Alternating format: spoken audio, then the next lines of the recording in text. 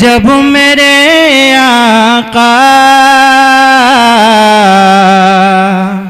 کہہ رہی تھی اے مائیں، آئے جب میرے آقا کہہ رہی تھی اے مائیں، آئے جب میرے آقا کہہ رہی تھی اے مائیں، آئے جب میرے آقا کہہ رہی تھی اے مائیں، کیا دفن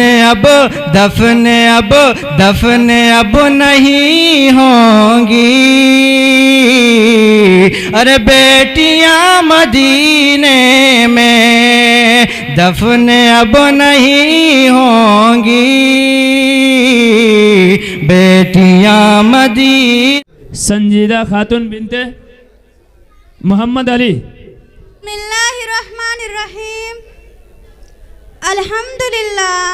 الحمدللہ رب العالمین، والصلاة والسلام علی رسولہ الکریم وعلی آلہ وصحبہ اجمعین، اما بعد، فاعوذ باللہ من الشیطان الرجیم، بسم اللہ الرحمن الرحیم۔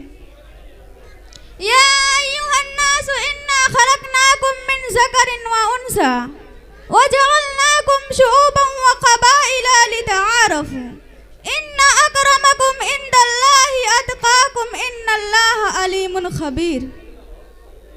حضرات، میں نے آپ کے سامنے قرآن کریم کی چھوٹی سی آیت پڑھی ہے، آپ سب دعا کیجئے کہ اللہ ہمیں اچھی بات کہنے اور اس پر عمل کرنے کی توفیق عطا فرمائے۔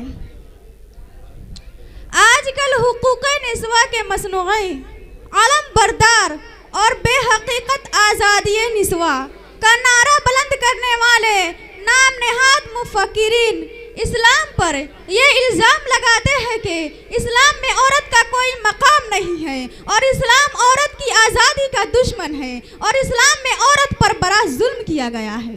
افسوس اس بات پر ہوتا ہے کہ مسلم خواتین بھی ان کے اس نعرہ سے متاثر ہے، وہ سمجھتی ہے واقعی اسلام میں عورت کو پردہ میں محبوس کر کر اس پر ظلم کیا ہے، حالانکہ اسلام نے عورتوں پر ظلم نہیں کیا بلکہ احسان کیا ہے، اسلام نے عورتوں کو عزت کا مقام دیا ہے۔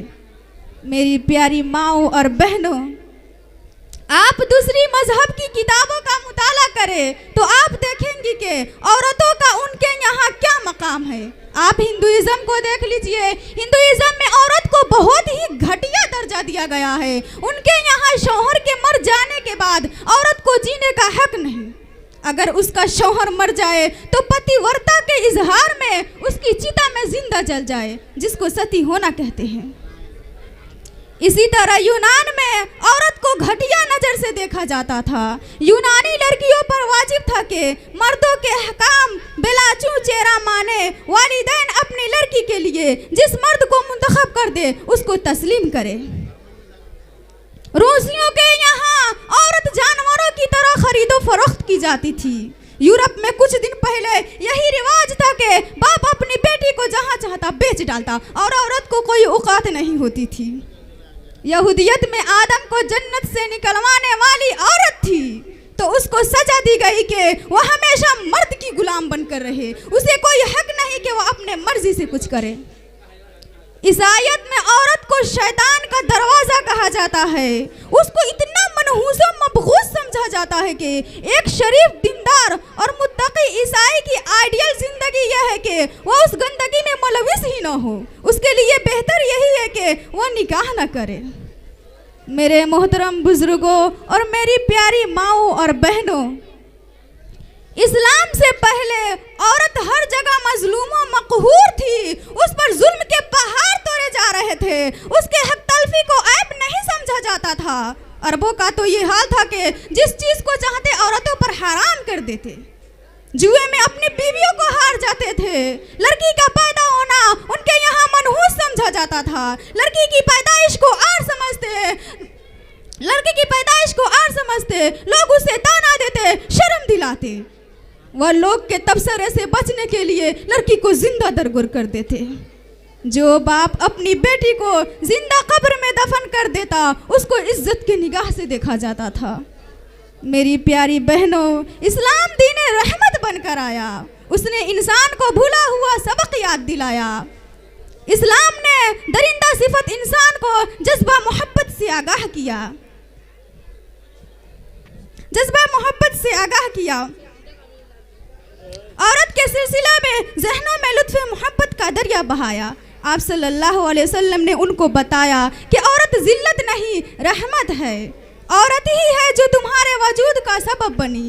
इस्लाम ने औरत को माँ का दर्जा देकर जन्नत के उसके कदमों में डाल दिया और बीवी का दर्जा देकर कहा, हुन्ना लिबासुल लकुम व अंतुम लिबासुल लहुन्ना, कि वह तुम्हारा लिबास है, तुम उनका लिबास हो। जिस तरह लिबास पर्दा पोशी करता है, इसी तरह मर्द और जन अक़्द निकाह के बाद एक दूसरे को यूब को पर्दा पोशी करते हैं। इस्लाम में औरत को मीरास का हक दिया गया।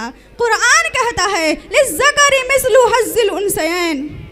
मेरी आवाज़ को सुनने वाली ख़वातीन, मैं आपसे सवाल करती हूँ कि इस्लाम के अलावा दूसरे किसी मजहब में औरत को ऐसे हुकूक अता किए गए हैं?